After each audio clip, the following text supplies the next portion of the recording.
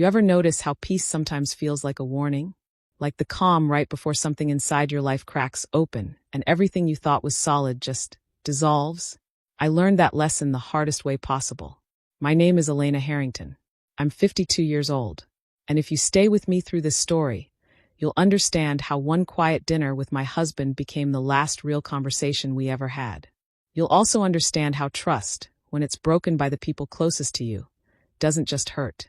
It rewrites everything you thought you knew about love. It was a Friday night in early spring.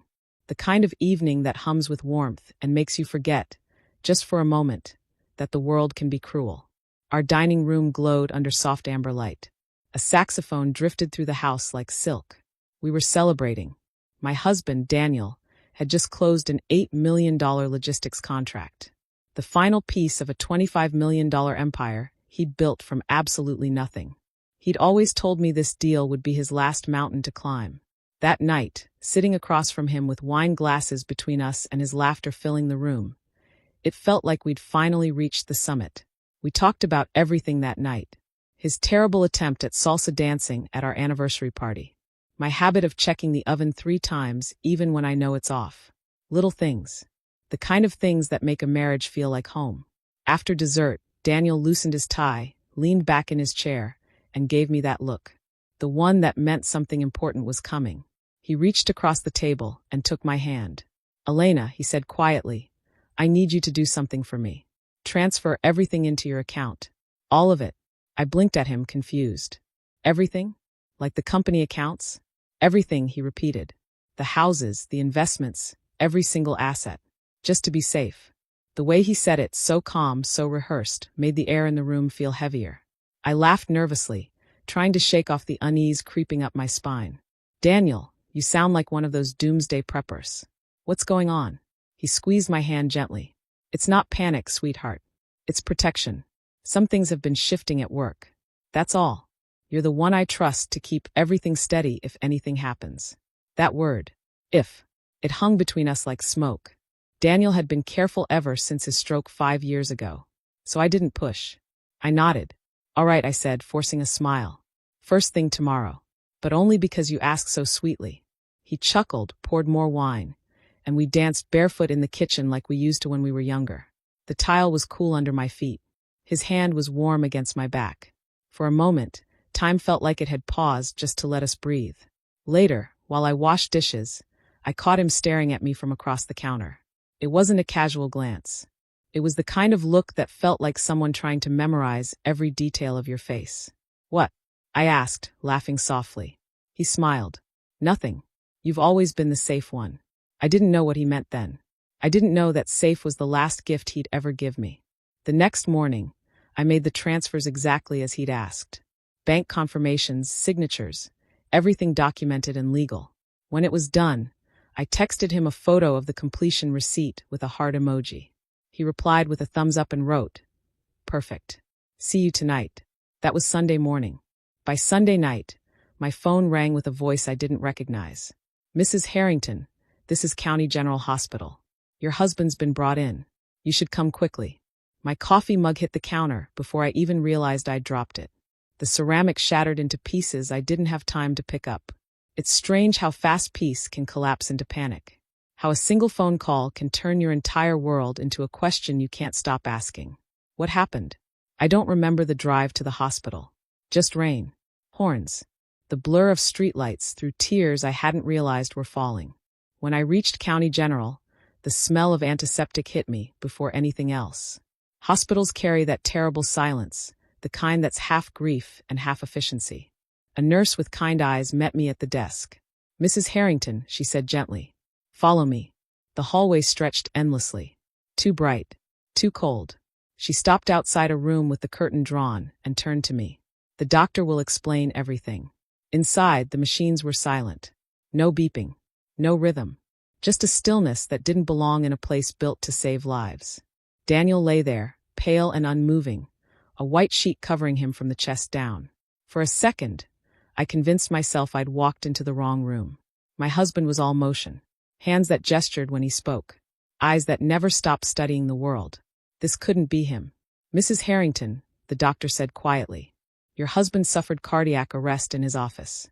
Paramedics performed CPR for over 20 minutes before transport. We did everything we could. The words didn't translate at first. Did everything we could. That phrase doesn't carry sound. It lands like weight. I sank into the chair beside the bed and reached for his hand. It was cold. Familiar, but cold. "Daniel," I whispered. "I'm here, love." "It's me." No answer. Just machines that had already stopped trying. The doctor excused himself, promising to return once I was ready for paperwork. I didn't look up. I just sat there, tracing the lines of Daniel's hand, memorizing the way his wedding band caught the fluorescent light. After a while, a nurse came in to adjust the monitors.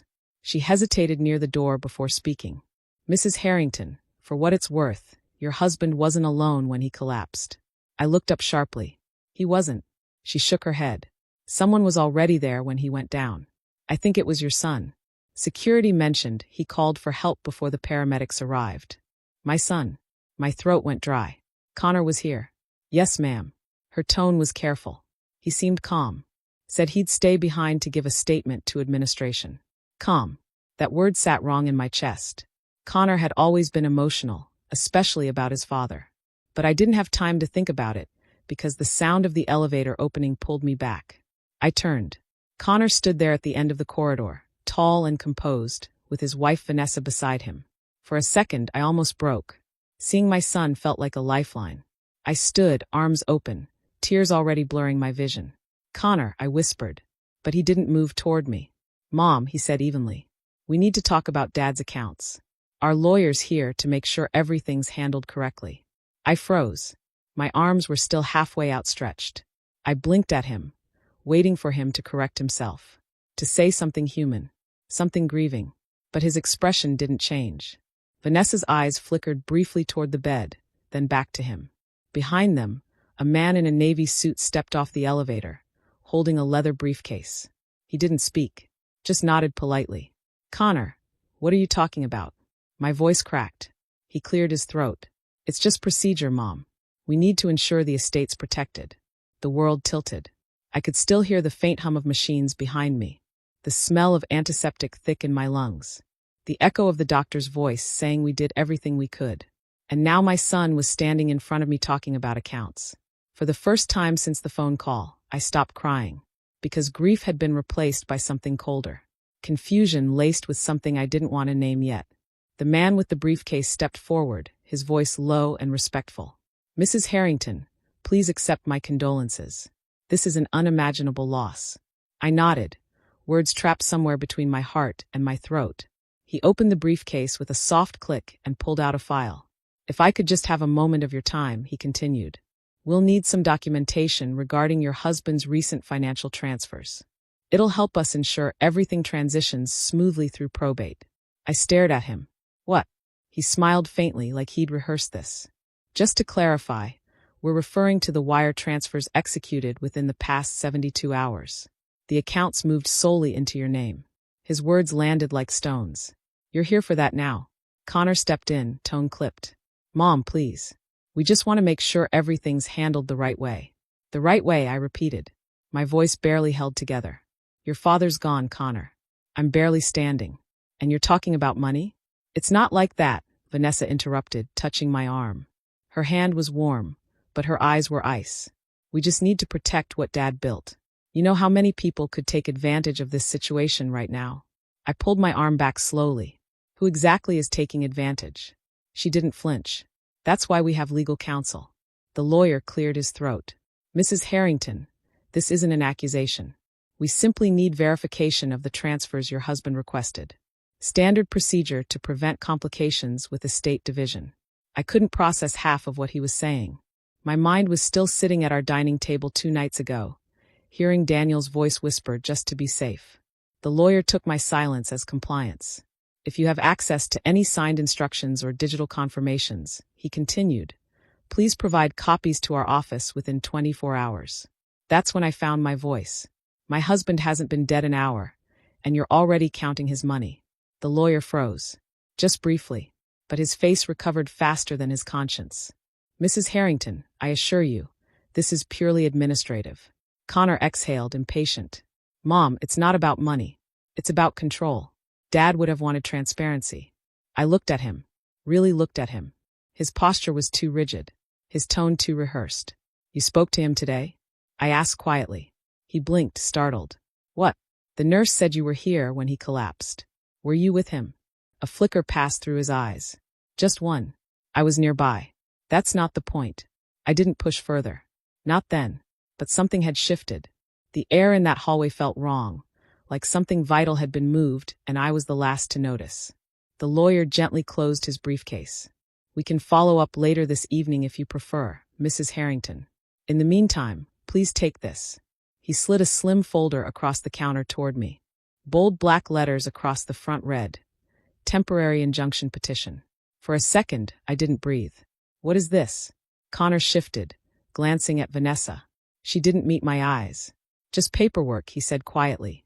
You'll understand later. He turned away before I could respond, as if grief had a schedule and I was wasting his time. That's when I realized something that would haunt me for weeks. This wasn't a misunderstanding. It was a performance. And I was the only one in the room who hadn't been given a script. Daniel's burial was perfect. Too perfect. The estate lawn trimmed to precision. Flower arrangements immaculate. Orchids, white roses, lilies. Everything Daniel would have appreciated. It was a private service, small and expensive, the kind of farewell money organizes but love can't soften. Connor handled every arrangement without looking at me once. He stood a few feet away beside Vanessa, posture rigid, suit flawless. People whispered that he was so strong for his mother. They didn't see the distance. That invisible wall between us, built from everything unsaid since the hospital. When the pastor finished, I didn't cry. Not because I didn't want to, but because I couldn't anymore. My tears had already turned into questions. How did we get from a dinner table to a grave in 2 days? Daniel's coffin was rich mahogany, the same shade as his old office desk. I ran my fingers along the wood, thinking he'd hate this weather. The wind was sharp, unseasonably cold for spring. People murmured condolences, hugged me, offered shallow comfort. I nodded, thanked them, smiled, performing grief while my mind stayed elsewhere. By the time the service moved inside for the reception, I felt like I was walking underwater. The estate's grand hall had never felt so foreign. Every chandelier gleamed. Every tray refilled with precision. Every conversation hushed when I walked past. Grief had turned my home into a museum. Connor took charge of greeting guests, thanking everyone, assuring them the family was fine. Vanessa stood beside him, touching his shoulder at all the right moments. I tried to meet his eyes once. Just once. But he looked through me like I was part of the furniture. That was the first time I truly realized my son wasn't grieving. He was performing. Halfway through the reception, I escaped to the side veranda for air. The sound of wind through the oaks felt more honest than the polite words floating around inside. I closed my eyes, letting the cold settle on my face. That's when I overheard it. A voice just around the corner, soft but clear. Vanessa said they argued again that night, a woman whispered. About ownership. He wanted to take over, but Mr. Harrington said no. My eyes opened. It was Vanessa's cousin, young and talkative. One of those people who mistake gossip for connection. Another woman shushed her quickly, but it was too late. Argued again that night. I gripped the railing. Daniel had argued with Connor before, sure. But lately it had been happening more often. Behind closed doors. In clipped tones that always turned soft when I entered the room. He'd say it's just business. But there was always something brittle in his voice when he said it. I turned back toward the hall, scanning faces. Vanessa smiled at a group of executives. Laughter rehearsed. Posture perfect.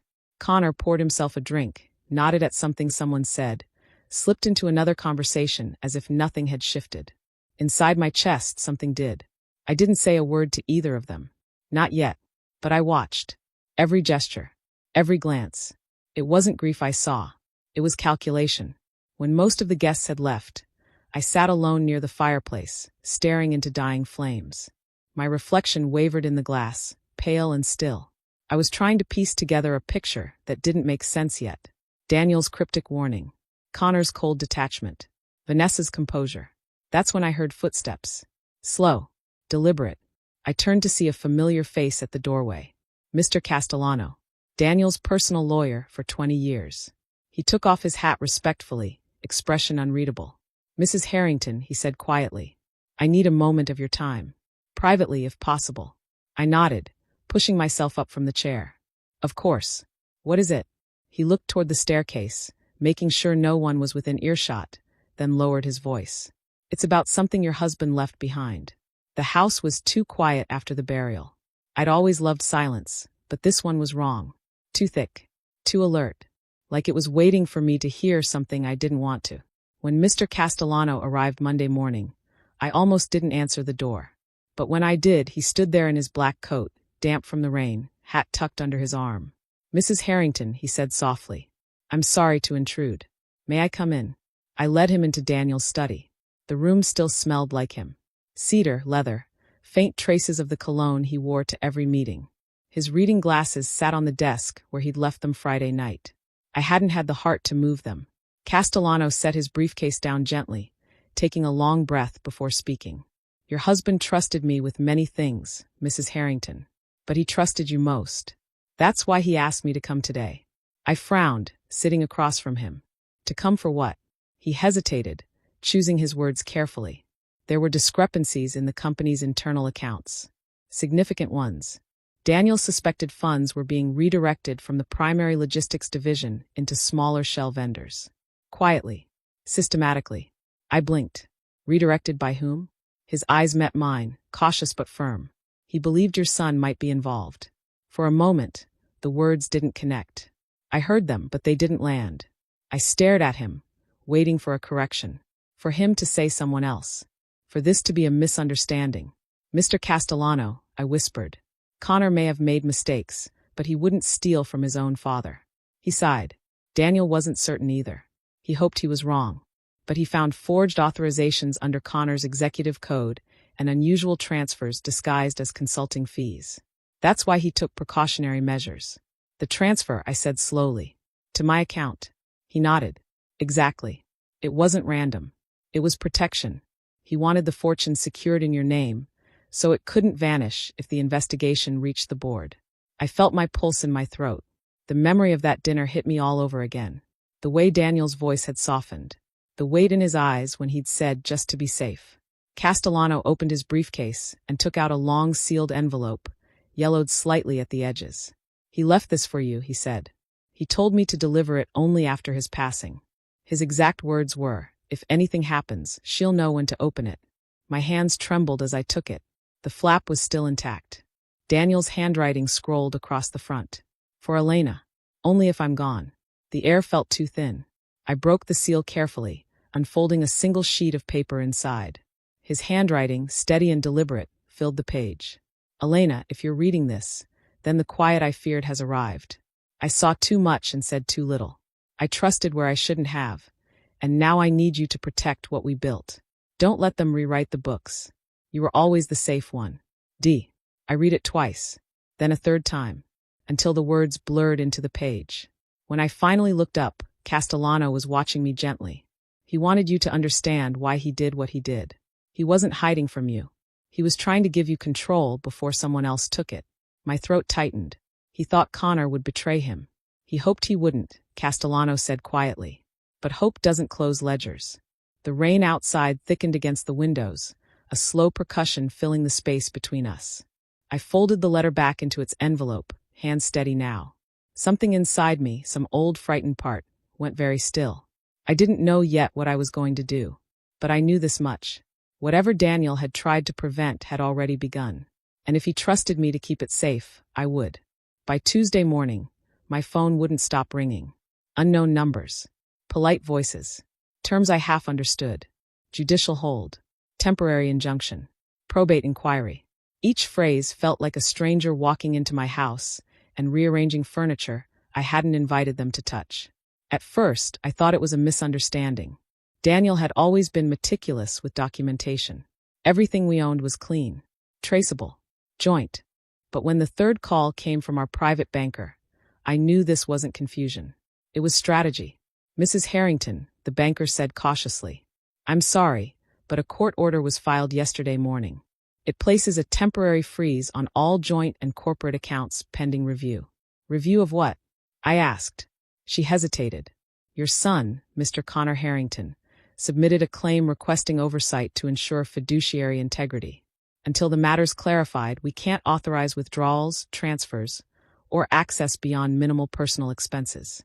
My hand went cold around the phone. He filed this. My son. Yes, ma'am. Less than 12 hours after the medical report was logged. 12 hours. He hadn't even let the death certificate dry. I thanked her mechanically, hung up, and sat in Daniel's study. The air still smelled faintly of his cologne, but the scent that lingered now was sharper. The smell of betrayal. Fresh and clean like paper ink. I called Castellano immediately. He arrived within the hour. I saw the order, he said, placing a folder on the desk. Connor's attorney filed it under the pretense of protecting the estate's liquidity. It's clever. He's presenting it as responsible stewardship, not aggression. He's freezing me out, I said quietly. Castellano nodded. Essentially, yes. The accounts are frozen until we prove those transfers Daniel ordered were legitimate and voluntary. I looked at him. We can do that, can't we? Everything was signed. Time-stamped. Authenticated. He opened the folder, sliding over a series of printed confirmations. Every transaction was processed properly. The signatures match. The compliance officer signed off. Nothing is irregular.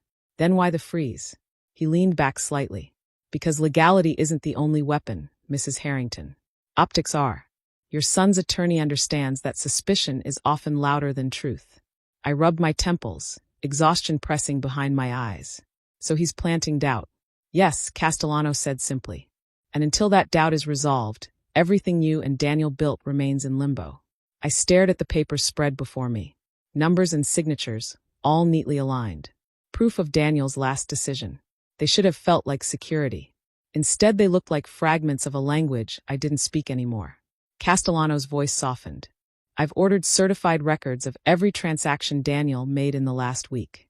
I'll have them couriered from the bank directly once we establish the timeline. We can challenge the injunction. I nodded, though my mind was somewhere else. Back at that dinner table. The sound of Daniel's voice when he said just to be safe. He must have known something. He always did. Castellano, I said after a long silence. How long before this is over? He sighed. These things don't move quickly. Connor has already positioned himself as executive in waiting. The court will treat this delicately. He's family. I looked at the fireplace. The ashes still faint from the night before. So was Daniel. Castellano's expression hardened. I'll handle the paperwork. But Elena, he paused, weighing his words. The question we need to answer isn't just whether your husband signed those transfers. It's why he felt he needed to. His tone was different now. Measured. Investigative.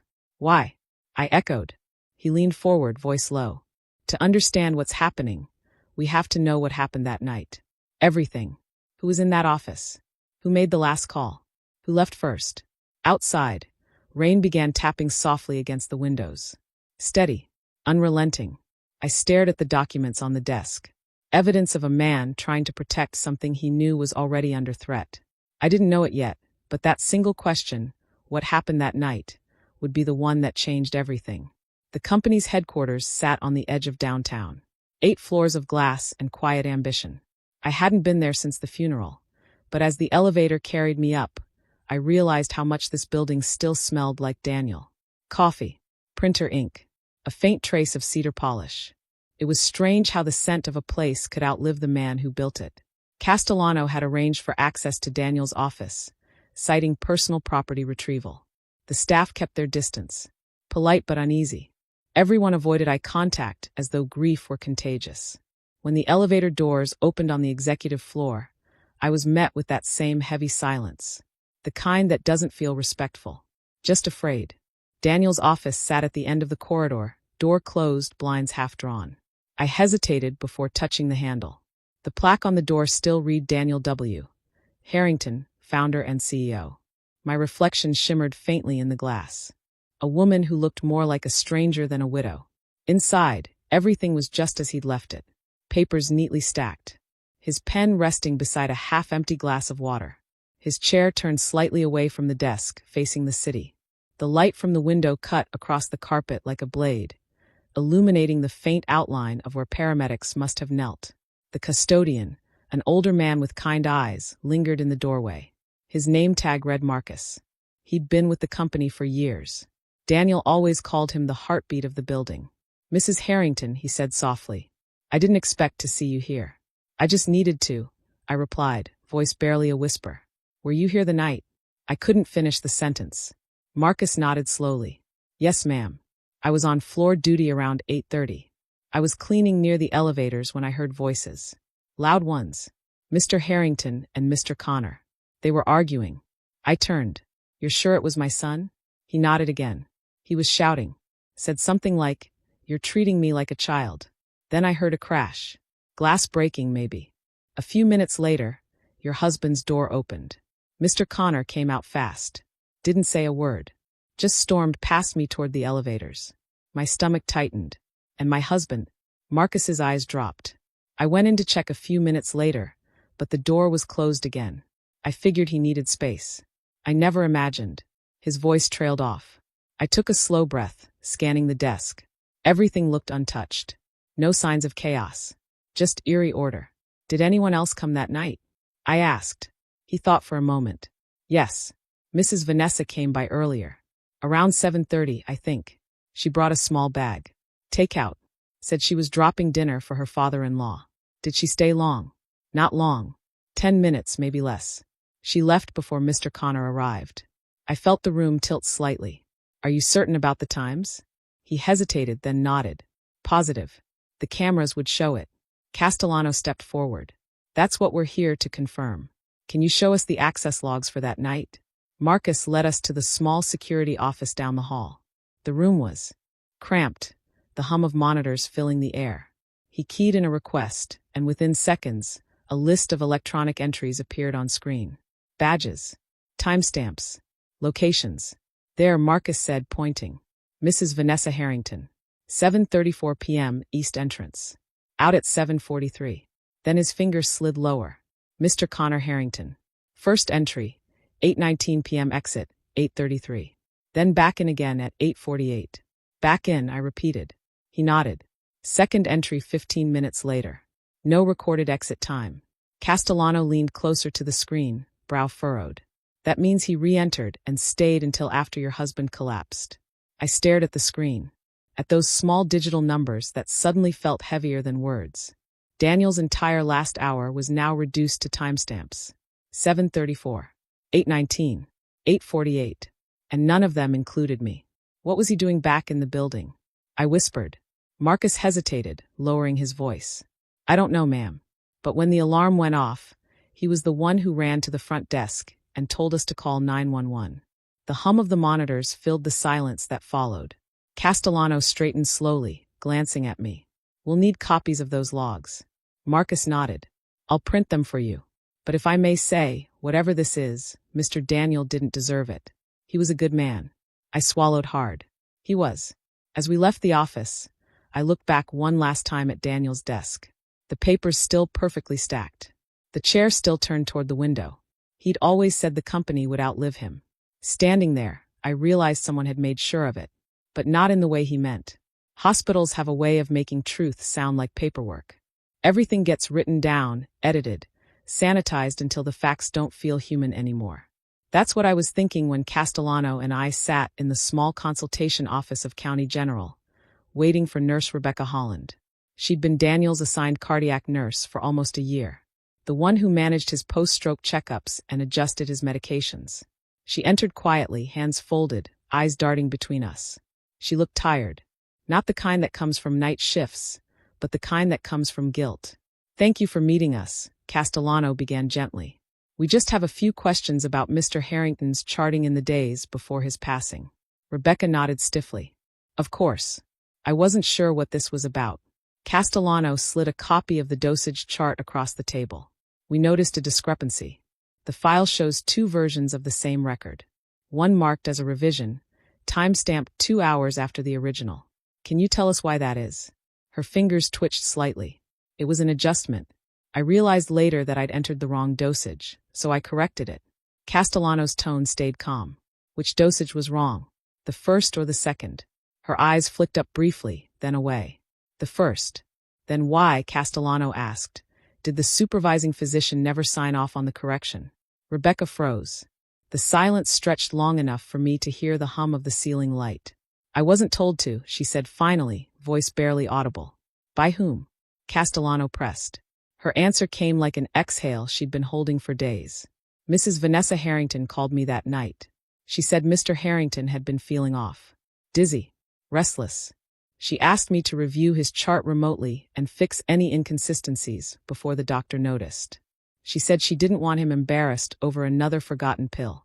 I leaned forward slowly. She asked you to change a medical record. She said it was just correcting an entry, Rebecca said quickly, panic rising in her voice. I didn't think. She's family. She said she was calling from his office. I thought she was helping. Castellano opened a thin folder and pulled out another sheet of paper. And this payment, he said evenly. Does that look familiar? Her face drained of color. Where did you get that? It's a disbursement from a corporate subaccount, he said, tapping the header. $40,000. Processed 3 days before the revision. Labeled consulting services. The recipient name, Rebecca Holland. She swallowed hard. That wasn't from them. It came through a third-party vendor. I thought it was a bonus. Did you sign a consulting agreement? No. Her voice cracked. I didn't ask questions. I felt my nails press into my palms. Every word coming out of her mouth made the room feel smaller. My husband's trust had been rewritten like an invoice. Just another document someone decided to edit. Castellano stayed composed, though his jaw tightened. Mrs. Holland, do you understand the gravity of altering dosage notes on a patient who died 48 hours later? Her eyes filled with tears. I didn't know. She said it was harmless. Castellano gathered the papers neatly. I believe you didn't understand at the time. But now you'll need to cooperate. I'll be filing an affidavit to reopen the case as undetermined cause of death. You'll likely be contacted for questioning. Rebecca looked at me then, face pale and trembling. Mrs. Harrington, I'm sorry. I didn't mean to hurt anyone. For the first time, I felt no sympathy. Just a deep, cold stillness. You didn't just hurt someone, I said quietly. You helped erase him. Castellano rose, tucking the file into his briefcase. We'll handle the rest, Elena. But the pieces are starting to align. The payment, the revision, the timing. All of it points to coordination. I stood slowly, smoothing my coat. And coordination requires intent. He gave a small nod. Yes, and intent changes everything. As we walked back through the sterile corridor, the lights above buzzed faintly, flickering just enough to make the shadows dance. I felt something shift in me. Not grief. Not even anger. Something sharper. By the time we reached the lobby, Castellano's phone buzzed. He glanced at the screen, then at me. I'll file for the death certificate to be reviewed, he said quietly. By the end of the day, it will no longer say cardiac arrest. It will say undetermined. And just like that, the story of Daniel's death stopped being finished. It had been reopened. The day after the nurse's confession, I walked into Daniel's study alone. The curtains were half drawn, sunlight spilling through in long, uneven lines across the carpet. The room was exactly as it had been since the funeral. His pen still on the blotter. The photo of us in Tuscany still sitting beside the desk lamp. Our smiles frozen in another lifetime. I wasn't sure what I was looking for. Maybe closure. Maybe a trace of him I hadn't already buried. But something about the nurse's story kept replaying in my mind. Vanessa's call. The word harmless. The $40,000 consulting payment. Daniel had been careful with everything he touched, especially his medicine. If someone tampered with it, there had to be a sign. I sat in his chair and let my eyes drift across the desk. His daily pill organizer sat open, half empty. Every bottle had its label facing outward. He was that kind of man. On the far left, near his drawer, I noticed something faint. A small scratch on the wood, barely visible unless the light caught it. I pulled the drawer open. Empty. But when I felt along the inner panel, my fingers brushed against a ridge. There was a false bottom. My pulse quickened. I slid a letter opener under the edge and lifted gently. Beneath the panel lay a single item wrapped in tissue paper. I unfolded it carefully and froze. A small brown glass vial. The label read Nature's Herbal Rest Formula. The kind of supplement Daniel would have dismissed as nonsense. I turned it over in my hand. The liquid inside caught the light faintly. Amber. There was only a third of it left. Castellano arrived an hour later. When I showed him the vial, his brows drew together in a way I hadn't seen before. Where did you find this? In his desk, I said quietly. Hidden. It's labeled as a supplement, but he never used herbal anything. You know that. He examined it under the lamp. No prescription barcode. No distributor address. It looks homemade, I said. Castellano nodded slowly. And conveniently forgotten. I could hear the hum of the refrigerator in the kitchen down the hall. The kind of ordinary sound that feels intrusive when everything else has stopped making sense. What if this was what made him collapse? I asked. That's not something we can guess, Castellano replied. We'll confirm it. I know someone, I said quickly. An old college friend. Celia. She's a pharmacist over at Lakeview Labs. I can ask her to check what's inside. Discreetly. Castellano looked at me, weighing it. Do it today. Quietly. No one else needs to know yet. Celia agreed to meet within the hour. When I walked into her small office, she raised an eyebrow at the vial. You sure you want me to test this? Looks more like a boutique blend than something regulated. Just tell me what's in it, I said. She unscrewed the cap carefully, dipped a thin glass rod into the liquid, and placed a single drop on a strip of reagent paper. The color shifted slowly from pale yellow to deep red. Celia's face changed instantly. This isn't an herbal, she murmured. It's a sedative compound. Something close to chloral hydrate. If someone with high blood pressure or cardiac meds took this regularly, it could cause arrhythmia. Or worse. I gripped the edge of her desk. Worse how? She met my eyes. Heart failure. But it would look like natural cardiac arrest. The room went silent. Even the hum of her computer felt distant. Celia capped the vial and slid it back across the table. Where did you get this? I hesitated. It belonged to Daniel. Her expression softened immediately. I'm sorry, Elena. Whoever gave it to him knew exactly what they were doing. By the time I returned home, my hands were shaking. Castellano was waiting on the porch, coat collar turned up against the wind. I handed him the vial and the note from Celia. He scanned it quickly, jaw tightening. She's certain? Yes. He exhaled slow and controlled. Then he looked up at me. We test it, he said quietly. But we tell no one yet. Not the police. Not the court. Not even your son. Not until the report is irrefutable. The way he said it, measured, deliberate, made my skin prickle. Because this wasn't just proof anymore. It was ammunition. And once we used it, there'd be no going back. Courtrooms have a way of stripping people bare. You can wear your best clothes, perfect your tone, rehearse your story. But under those fluorescent lights, truth, or the lack of it, shows through every pause. I sat in the front row beside Castellano, hands folded, eyes forward. Across the aisle, Connor adjusted his tie, expression calm. Too calm. Vanessa sat next to him, her face painted in that practiced sympathy. The kind that photographs well but feels hollow in person. The bailiff called the case, and the sound of wooden chairs scraping against the floor filled the silence. This wasn't a criminal hearing. Not yet. This was a civil matter. The petition to maintain the financial freeze. But everyone in that room knew it was more than numbers. It was the first real battle for what Daniel had left behind. And for his truth. Connor's lawyer rose first. Tall, slick, voice polished like he'd practiced every inflection. Your Honor, he began. We acknowledge the tragedy of Mr. Harrington's passing. But what we question is the timing and legitimacy of the full transfer of assets to Mrs. Elena Harrington, executed less than 48 hours before his death. He let that hang in the air like a stain that wouldn't fade. She claims the transfer was requested by her husband. Yet we have no witnesses to corroborate this. No medical clearance confirming he was of sound mind. No board consent for the business holdings. It is frankly unusual. Castellano stood slowly, calm as a tide coming in. Unusual does not mean unlawful.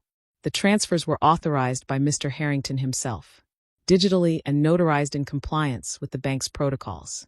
Every timestamp matches his location data. I have those records here. He handed a file to the clerk. The lawyer barely glanced at it before continuing. Even if those are authentic, coercion cannot be ruled out.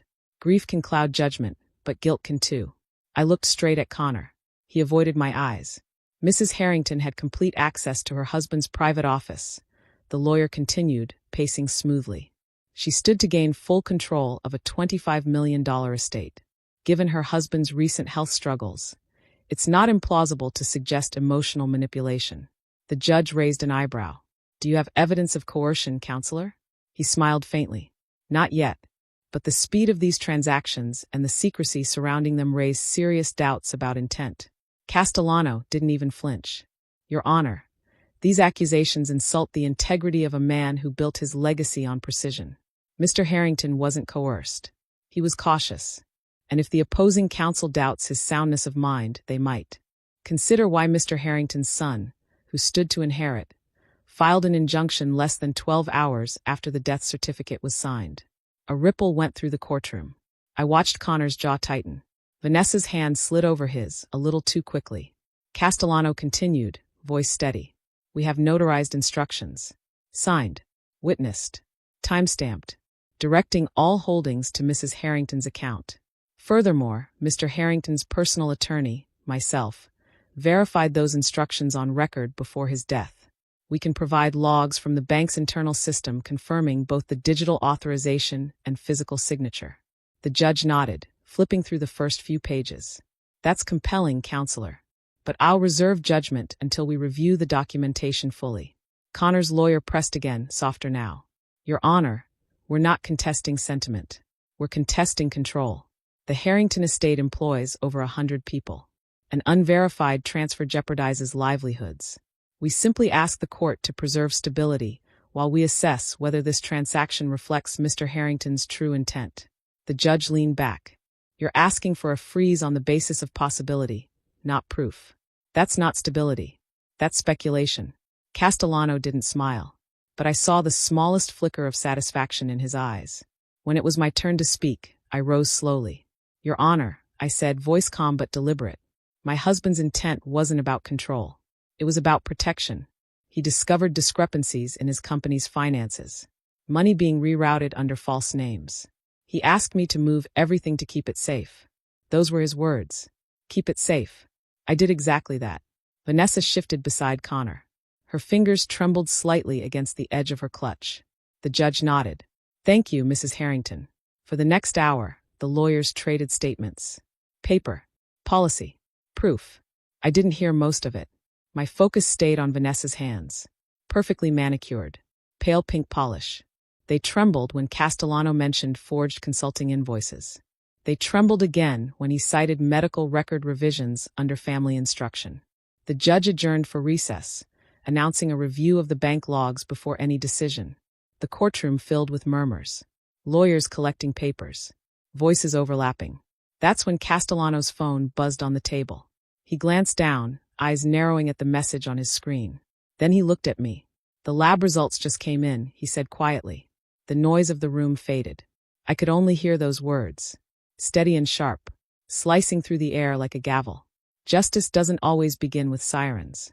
Sometimes it starts in whispers. Cold, methodical, and quiet enough to sound like mercy. When Castellano called me the next morning, his voice had that still tone I'd come to recognize. Something big had shifted. They found it, Elena, he said simply. The sedative. It was in his system. I sat on the edge of the bed, phone pressed to my ear. You're sure? The toxicology report confirms it. The same compound from the vial. Chloral derivative mixed with traces of his hypertension medication. Lethal combination. The lab timestamp matches the day he collapsed. For a moment, I couldn't speak. My throat felt dry, my chest tight. Daniel's last 2 days played in my head like a cruel loop. His laugh over dinner. The soft way he'd said keep it safe. The warmth in his hand before it went cold. What happens now? I finally asked. Castellano exhaled. Now it moves from civil to criminal. But we need to tread carefully. The report was flagged by the county coroner, not the hospital. Which means someone already suspects the original medical notes were falsified. I frowned. The nurse. He hesitated. That. And whoever ordered the edits. Within 48 hours, the county investigation reopened under the official classification, death undetermined. 2 plainclothes detectives showed up at my home that Thursday afternoon. They were polite but thorough. Detective Moreno and her partner, Halpern. They spoke in soft tones, asked for copies of Daniel's prescriptions, his daily schedule, the contents of the vial. They didn't need prompting. Castellano had already supplied everything. We'll be re-interviewing the hospital staff, Moreno said as she closed her notepad. Just routine follow-up. But it wasn't routine. I knew that tone. The kind that says we already know something. We're just waiting for confirmation. That confirmation came faster than any of us expected. By Friday morning, Castellano called again. She cracked, he said. Who? The nurse. Detectives met with her at the precinct last night. She confessed everything. Vanessa contacted her 2 days before Daniel's collapse. Asked for dosage corrections and private follow-up entries. She received $40,000 for her compliance. I closed my eyes. And Connor? Castellano's pause was long enough to answer me. He authorized the transfer through a shell vendor.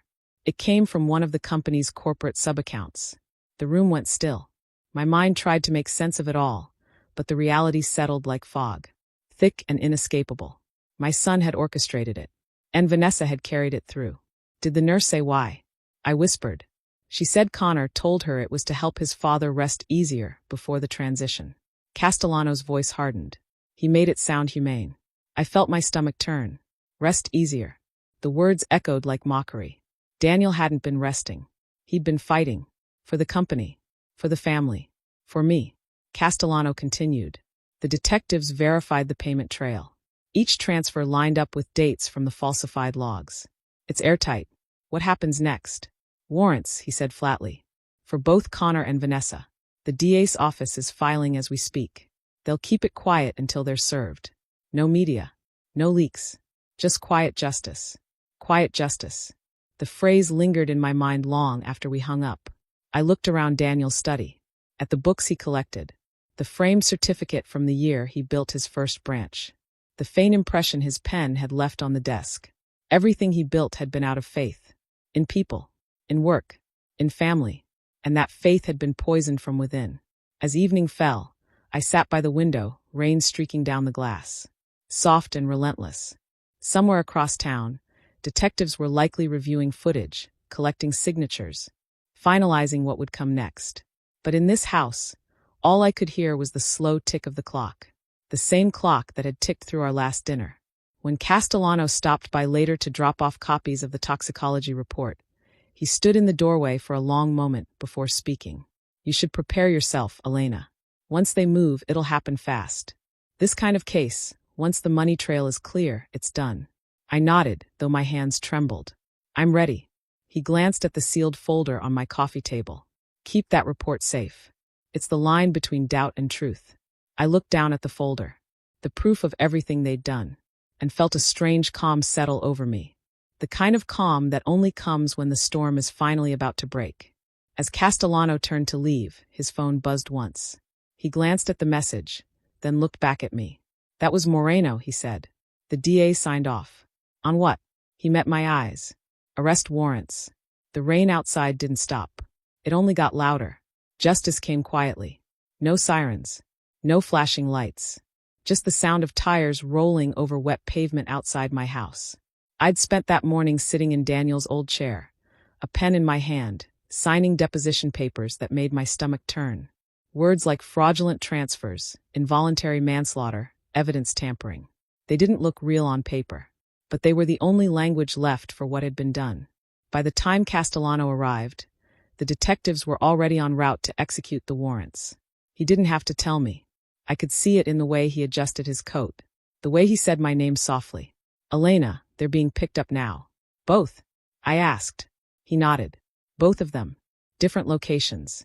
Connor at the corporate office. Vanessa at their home. I gripped the edge of the table. The rain outside was steady again. The same rhythm it had the night Daniel died. Castellano placed the signed deposition folder beside me. You've done what you needed to. You've honored his intent. I wanted to believe him.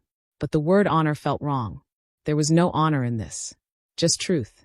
Cold, heavy truth that didn't feel like victory. An hour later, my phone buzzed. A short message from Detective Moreno. In custody. I stared at those 2 words until they blurred. News traveled fast through quiet channels. By evening, the courthouse was surrounded by whispers. Law clerks. Security staff. Even junior attorneys pretending not to listen. Castellano had arranged for me to be kept out of the media line, but I saw it anyway. Later that night on a muted TV in his office. Connor being led out of the building. Jaw tight. Eyes forward. Vanessa followed a few steps behind, head down, jacket draped over her shoulders. Her expression wasn't fear. It was something smaller. Shame trying to disguise itself as composure. Are they saying anything? I asked. Castellano shook his head. Connor hasn't spoken since they read the charges. But Vanessa, he hesitated, flipping through his notes. She's talking. The word hit me like a gust of cold air. Talking. She claims she didn't know it would kill him. Her statement reads, he said it would just calm him down. I swallowed hard. She said he. Yes. She's naming Connor as the one who obtained the compound and directed the nurse. The room went silent. I tried to picture my son. His hands. The way he looked at me in that hospital hallway when he mentioned the accounts. The indifference in his eyes then made more sense now. He hadn't been grieving. He'd been planning. Castellano continued quietly. Her cooperation will reduce her sentencing recommendation. But it seals his. I didn't ask for the details, but he gave them anyway. Matter of fact. Clinical. As lawyers do. 18 years for Connor. Fraud and manslaughter. 15 for Vanessa. Tampering and bribery. The DA's office is finalizing it now. They'll stand before the judge by Monday. 18 years. My son. I wanted to feel anger. Satisfaction. Something sharp enough to match what they'd done. But all I felt was hollow. The kind of emptiness that hums under your ribs.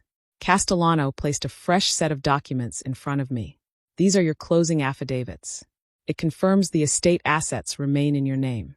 Unchallenged. I signed each page slowly, hands trembling just enough to blur my signature.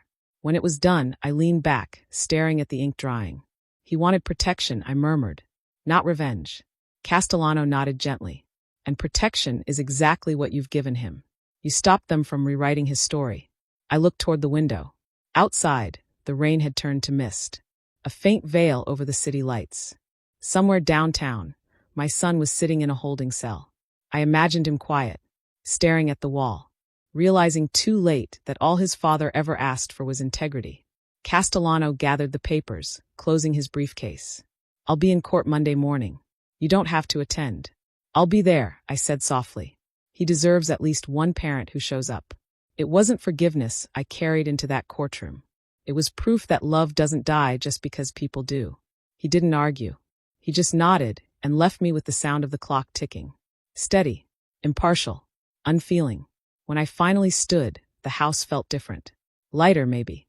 Or just emptied of the lies that had lived in it for too long. Justice hadn't come loudly. It had come quietly, deliberately, like Daniel would have wanted it. But even quiet justice leaves an echo. The morning air carried that crisp stillness only spring after rain can bring. Fresh, but heavy with memory. The Harrington estate hadn't felt alive since Daniel's death.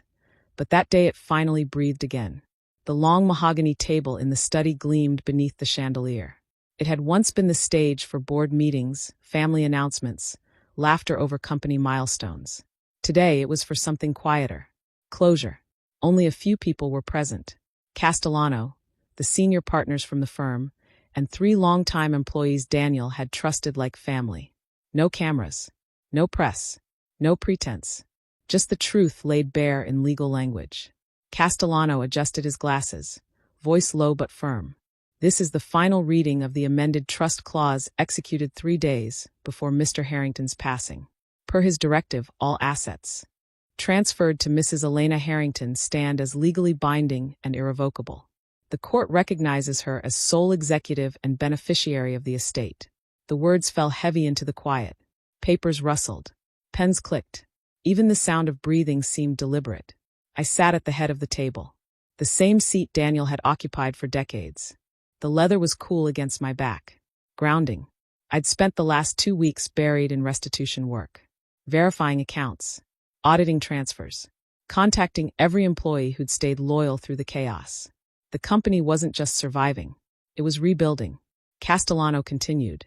Additionally, per your authorization, Mrs. Harrington, all remaining business accounts connected to the misappropriated consulting fund have been dissolved. The assets recovered total approximately $1.4 million. The firm will transfer those funds to the estate maintenance account this week. I nodded quietly, thankful that the damage hadn't swallowed more. And the employees? Castellano smiled faintly.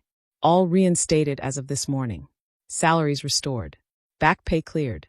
You've made quite a few people sleep easier last night. That made me exhale for the first time in what felt like months. Daniel believed a company is only as strong as the people holding it up, I said softly. It's time they know he was right. Beside Castellano, one of the senior accountants, a gentle man named Curtis who'd been with Daniel since the beginning, cleared his throat. "Mrs. Harrington," he said, voice trembling slightly. "On behalf of the staff, we just want to say thank you for not letting the story end the wrong way." I smiled faintly. "The story isn't over. It's just honest again." Curtis nodded, eyes damp. The meeting went on for another hour. Every document signed. Every ledger balanced. When it was done, the others excused themselves, leaving just Castellano and me in the study. The silence that followed wasn't heavy anymore. It was still, peaceful, like the house had been waiting for this moment to exhale. Castellano closed his folder and looked at me. "You've handled this with more grace than most people could." I gave a small laugh that didn't quite reach my eyes. "Grace has nothing to do with it. I just didn't want Daniel's name rewritten by people who didn't deserve it." He nodded. "You succeeded." I stood, walking slowly around the table. My hand brushed the edge of the chair at the far end. The one Connor had always claimed during family meetings. Back when he still called his father Dad. And not the man who doesn't understand succession. The leather was untouched. Pristine. The chair still pulled slightly away from the table, like he'd left it waiting. For a long moment, I stared at it. That chair had once symbolized continuity. Legacy. Now it was just an empty seat. Proof that greed had no place in inheritance. Castellano began packing his briefcase, but I spoke before he could close it. "He told me to keep it safe," I said quietly, eyes still on the chair. "Now you see why." Castellano looked at me, expression soft but solemn. He chose well. I ran my fingers along the polished surface of the table one last time, feeling the faint ridges of years of work etched into the wood. Daniel's work. Our work. Outside, the sun finally broke through the clouds, scattering gold across the floor. The room felt lighter. Not just because justice had been done, but because order had been restored. One signature. One truth. One reckoning at a time. As Castellano left, I stayed behind, listening to the echo of his footsteps fade down the hall. Then I turned to the empty chair again, the one my son used to fill, and whispered so softly even the walls had to strain to hear. "Safe, Daniel. Just like you asked." The house had never known peace like this. Not the kind that comes after laughter or celebration, but the kind that lingers after chaos burns itself out. Months had passed since the hearing, since the last paper was signed, since the final verdict turned Daniel's warnings into truth. Yet the quiet still felt strange, like stepping into a life that remembered too much. That evening, I sat at the same table where everything had started. The soft hum of the grandfather clock filled the silence, its rhythm slow and steady. A reminder that time moves on whether hearts do or not. The dining room hadn't changed. Still polished wood. Still the faint scent of lemon oil. Still the two candlesticks that had witnessed every argument and every apology. On the table before me sat three things. A half-full glass of wine, Daniel's gold cufflinks, and the wristwatch Castellano had returned earlier that afternoon. It ticked softly, the sound threading through the stillness like a heartbeat. Castellano had stopped by to drop off the final discharge papers. The kind that meant every case, every claim, every question was now officially closed. He'd stood in the doorway, coat draped over one arm, tone gentle as always. "It's done, Elena," he said. "Everything tied. Everything cleared. The estate stands untouched. No more hearings." He'd placed the cufflinks on the table beside the papers, then smiled faintly. He wore them to every meeting, you know. Said they made him remember where he started. I'd smiled back. He earned that reminder. When he left, the house felt too big again. Too quiet. But I didn't mind it this time. I'd learned that quiet wasn't emptiness. It was recovery. I traced a finger along the rim of my glass. The sound of faint hum against the ticking of the watch. My reflection in the wine's surface looked older. Calmer. The grief hadn't gone. It had just learned to sit beside me instead of across from me. I thought of Connor.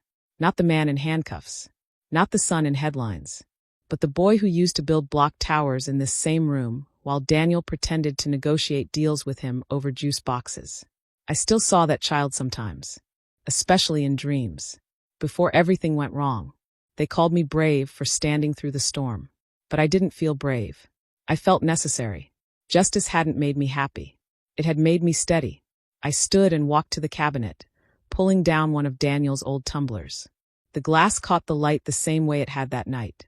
The night he looked across this very table and said the words that changed everything. Elena, I need you to transfer everything to your account, just to be safe. At the time it sounded like paranoia. Now I knew it was prophecy. I poured a small splash of wine into the tumbler and set it across from me where he used to sit.